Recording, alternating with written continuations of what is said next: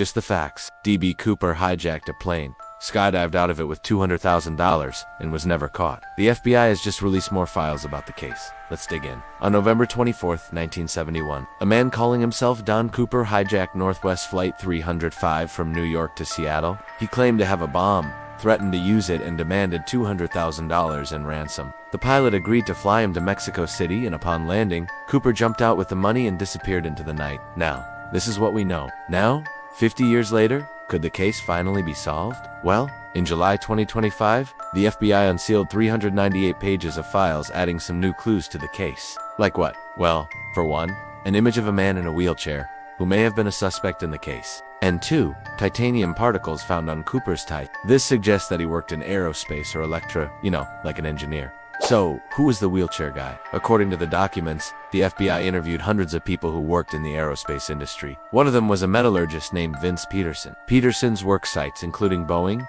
contained small amounts of titanium. So the FBI searched his house and found that he owned several items of clothing made of titanium thread, including a tie. Could this be a match? Well, further analysis revealed that the tie didn't match the one worn by Cooper in the only known photograph of him. But the FBI believes that the metal shavings on the tie could have come from Petersen's work and may have just gotten onto the tie during an interview with a laundry worker. The person who actually analyzed the tie for the FBI, a man named Joseph Scott Morgan, said that this detail alone makes Petersen the most likely candidate to be Cooper. The FBI also appears to have ruled out a man named Donald Murphy, who had previously been considered a suspect. He was known for playing pranks and making false claims about having bombs. The FBI interviewed him early on in the investigation, but they let him go after he passed a lie detector test. But wait, there's more. The FBI also searched his house and found a bundle of cash in a locked box. When they opened it, they found that it was full of Monopoly money. So case closed, right? Well, not exactly. In 2016, the FBI officially closed the case, stating that there wasn't enough evidence to make an arrest. However,